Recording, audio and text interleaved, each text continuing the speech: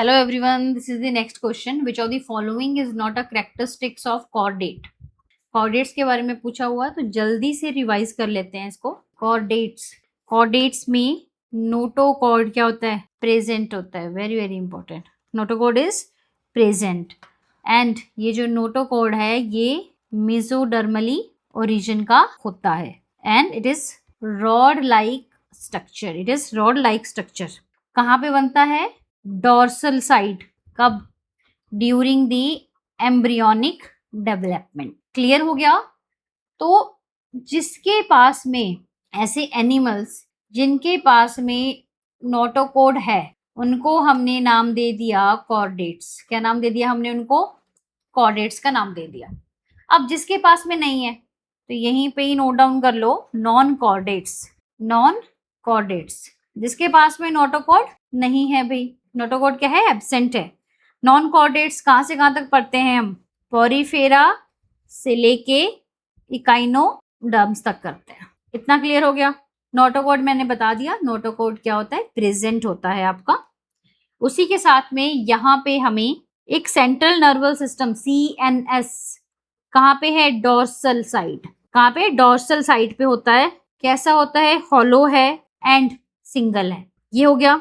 Notochord तो मैंने बता ही दिया, प्रेजेंट है. These are the characteristics of chordate. यहाँ पे जो दिल है वो कैसा होता है? वेंट्रल होता है. कैसा होता है? वेंट्रल है. इसी के साथ में जो फेरिंक्स है, pharynx is perforated by gills. These are chordate. Last one is यहाँ पे हमें पोस्ट एनल पार्ट देखने को मिलता है, that is tail is present. क्या होती है? प्रेजेंट होती है. उसी के साथ साथ में इट इज बाइलेटरल. क्या है? बाइलेटरल सिमेट्री हमें देखने को मिलती है. ट्रिप्लोब्लास्टिक है. Very very important. सिलियोमेट्स होते हैं और यहाँ पे ऑर्गन सिस्टम लेवल होता है. क्या होता है? ऑर्गन सिस्टम लेवल होता है. क्लियर हो गया? नाउ कॉर्डेट्स कितने टाइप के होते हैं? जो फाइलम कॉर्डेटा है, फाइलम कॉर्डेटा 3 टाइप का होता है. The number 1 is euro Chordata, second cephalo Chordata and last में वर्टिब्रेट. ठीक है. सो दिस इज दी कॉर्डेटा. अब आ जाओ क्वेश्चन पे. नोटोकॉर्ड है? यस है. CNS कैसे बताया? डॉर्सल होता है. प्रेजेंस ऑफ पोस्ट एनल हमने देखा अभी होता है. परफोरेटेड गिल्स जो हैं प्रेजेंट होते हैं. ठीक है. यहाँ पे ना ये जो गिल्स हैं, this one is the answer for this question, because बाकी सारे क्या है? कॉर्डेट्स के क्या होते हैं? कैरेक्टरिस्टिक्स होते हैं. जबकि कॉर्डेट के अंदर हमने देखा कि यहाँ पे जो है परफोरेटेड फेरेंजियल गिल स्लिट जो है हमें देखने को मिलती है. They have perforated pharyngeal gill slit. So obviously the answer is the absence of gills. Now the next question is, the inactive form of Bt toxin is converted to active form in the insect gut. These are the option. तो ये question आपसे पूछा हुआ है BT cotton में से है, तो समझ लो बीटी कॉटन क्या होता है. आ जाओ जी टॉपिक के ऊपर वापस. BT cotton. कॉटन क्या है? क्रॉप होगी. बीटी का मतलब क्या होता है? देखो, बैसिलस थ्रंजेनेसिस. बैसिलस थ्रंजेनेसिस है. ये जो बैक्टीरिया है बैसिलस थ्रंजेनेसिस, ये बनाता है बीटी टॉक्सिन. क्या बना रहा है? बीटी टॉक्सिन की क्या करता है? फॉर्मेशन करता है. अब ये जो टॉक्सिन बनी ये इंसेक्ट को जाके किल करती है. अब इंसेक्ट कौन कौन सी कैटेगरी में फॉल करते हैं? सबसे पहले तो आ गया आपका लेपिडोप्टेरन्स. Very very important. इनके एग्जाम्पल इंसेक्ट के याद होने चाहिए आपको. That is tobacco, bud worm and army worm. Second जो है कोलियोप्टेरन. इसके अंदर आते हैं बीटल्स. क्या आते हैं इसके अंदर? Beetles. Last one is dipterans. इसके अंदर हमें देखने को मिलती हैं जितनी भी फ्लीज हैं, मॉस्किटोज हैं. तीनों के तीनों आपको क्या होने चाहिए? याद होने चाहिए आपकी फिंगर टिप के ऊपर. बीटी टॉक्सिन क्या करती है? इंसेक्ट को किल करती है. किन किन इंसेक्ट को किल करती है? So these are the insect. अब ये कैसे करते हैं, इसका पूरा मैकेनिज्म हम समझते हैं पहले तो। Take a screenshot. ये जो बीटी टॉक्सिन है ये एक इंसेक्टिसाइडल प्रोटीन होती है, इट इज इंसेक्टिसाइडल प्रोटीन। ये जो प्रोटीन है ये सबसे पहले इनएक्टिव फॉर्म में एग्जिस्ट करती है, उस इनएक्टिव फॉर्म का नाम है प्रोटॉक्सिन्स। क्या नाम होता है इसका? प्रोटॉक्सिन इसका नाम है। जैसे ही इसके ऊपर किसी इंसेक्ट ने फीड किया, इंसेक्ट ने खाया, तो दिस इज द इंसेक्ट, ठीक है, सपोज करो ये इंसेक्ट है, इंसेक्ट का गट है, this one is the gut of insect. तो जैसे ही ये गट के अंदर जाएगा ये एक्टिव फॉर्म में कन्वर्ट हो जाएगा, एक्टिव फॉर्म प्रोटीन की। जैसे ही एक्टिव फॉर्म हो जाएगी, एक्टिव फॉर्म कैसे होता है, very very important, because of the alkaline pH of gut. Insect का जो गट है उसकी पीएच कैसी है, अल्केलाइन है, इसकी वजह से ये एक्टिव हो जाता है। तो जैसे ही ये एक्टिव हुआ वैसे ही यहाँ पे पोर फॉर्मेशन होनी स्टार्ट हो जाती है। तो यहाँ पे क्या हो जाएगा, पोर क्रिएट हो जाएंगे।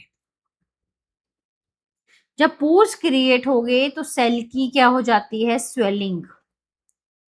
क्या हो जाएगी, स्वेलिंग हो जाएगी, और जो सेल है उसकी क्या हो जाएगी, लाइसिस हो जाएगी, एंड इवेंचुअली जो इंसेक्ट है वो क्या कर जाएगा, डाई कर जाएगा, मर जाएगा।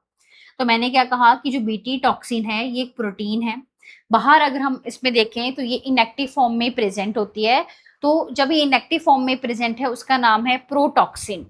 तो जैसे ही इंसेक्ट ने इसके ऊपर फीड किया, अब इंसेक्ट के अंदर प्रोटॉक्सिन जा रही है, तो जैसे ही इंसेक्ट के गट के अंदर गई, गट की पीएच कैसी थी, अल्केलाइन पीएच थी, तो अल्केलाइन पीएच ने इसको एक्टिव कर दिया। तो जैसे ही ये एक्टिव हुआ तो ये कहाँ जाके जुड़ जाएगा, ये बाइंड कर जाएगी उसकी एपिथेलियल सेल्स के साथ में। प्रोटीन बाइंड करेगी एपिथेलियल सेल्स ऑफ गट।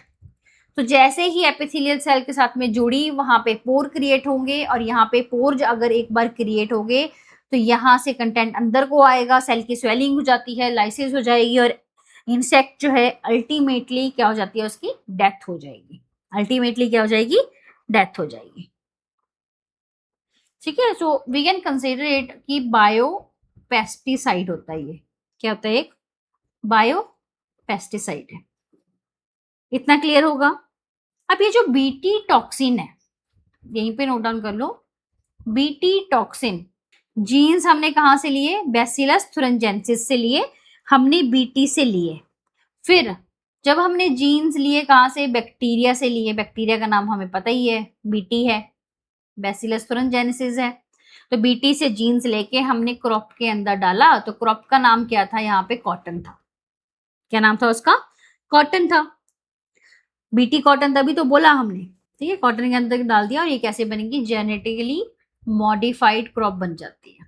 तो अब ये जो जेनेटिकली मॉडिफाइड क्रॉप है ये क्या होती है, बायो पेस्टिसाइड की तरह काम करती है। अब यहाँ पे जो जीन है, जीन का नाम होता है CRY1AC, जिसको हम सिंपली बोल देते हैं क्राई जीन, और क्राई प्रोटीन हम कहते हैं। ठीक है, प्रोटीन जो ये बनाएंगे क्राई प्रोटीन की क्या करते हैं, फॉर्मेशन करते हैं। So this is BT cotton. Question पे आ जाओ। So the answer for this question is active form में कन्वर्ट हुआ इंसेक्ट के गट में because of the alkaline pH. So this is the correct answer for this question.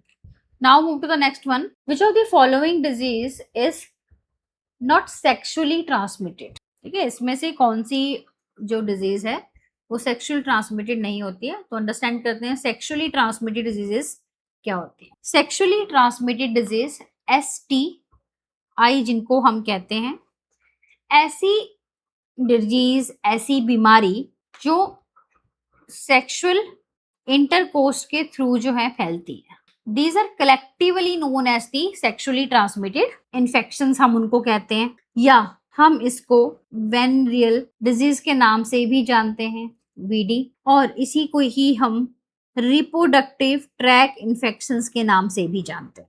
ये alternative नाम आपको पता होने चाहिए। अब इसके एग्जाम्पल कौन कौन से आते हैं? Gonorrhoea, syphilis, genital herpes, genital warts, then trichomoniasis, hepatitis B, HIV से क्या होता है? एड्स, लास्ट में क्लेमाइडियासिस।